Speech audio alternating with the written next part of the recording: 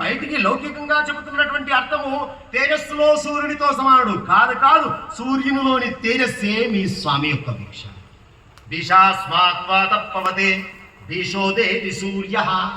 పంచాంగాల్లో రాస్తారు జ్యోతిష్యుడు 6:20 సూర్యోదయం, 6:15 సూర్యాస్తమయం. ఏమండి ఒకరోజు లేటుగా రావచ్చు కదా సూర్యుడు, ఆఫీస్కు లేటుగా రావడం మామూలుగా ఉంటుంది కదా. ఆయన కూడా ఓ రోజు లేటుగా వస్తే ఏమిటండి, ఈ పంచాంగంలో చెప్పినట్టే 6:25 రావాలా? ఓ రోజు లీవ్ తీసుకోవచ్చు కదా. అంటే ఎవడో బాగా భయపెట్టేటువంటి బాస్ ఉంటే తప్ప ఇట్లాంటి దినచర్య జరగదు. లేటుగా వస్తే జీతం కట్ చేస్తా అంటే ఖచ్చితంగా టెన్షన్గా పోతున్నామా లేదా? మరి సూర్యుడు, చంద్రుడు, ఈ గ్రహాలు, నక్షత్రాలు ఇంతకాలము హాయిగా ప్రశాంతంగా ఏ స్థానంలో ఉన్నాయో ఆ స్థానంలో ఉంటూ వాటి యొక్క గమనాన్ని ఇంత జాగ్రత్తగా వ్యవస్థ నడుస్తున్నదంటే ఎవడు బాసు? ఎవడో ఉండాలి కదా. ఎవడాయన? రామ ఏవ పరం బ్రహ్మ. ఆ పరమాత్మ, ఆ పరబ్రహ్మ ఎవడో కాదు, నీ నాథుడే అని చెప్పి పరోక్షంగా చెబుతూ ఉన్నాడు.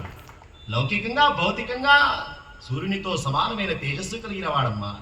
లోకకాంత శశీయథ. ఆనందం ఇవ్వడంలో వెలుగు ఇవ్వడంలో సూర్యుని పోలుస్తాం, ఆనందం ఇవ్వడంలో చంద్రునితో పోలుస్తాం.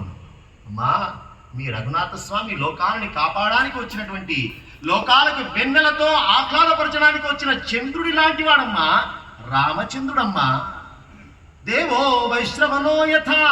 ఐశ్వర్యంలో కుబేరునితో సమానుడు అని చెప్పి ఈ రకంగా రాముడి యొక్క గుణగణాలన్నీ కీర్తిస్తూ ఉన్నాడు స్వామి. ఎందుకు ఈ ప్రశ్న అడిగింది?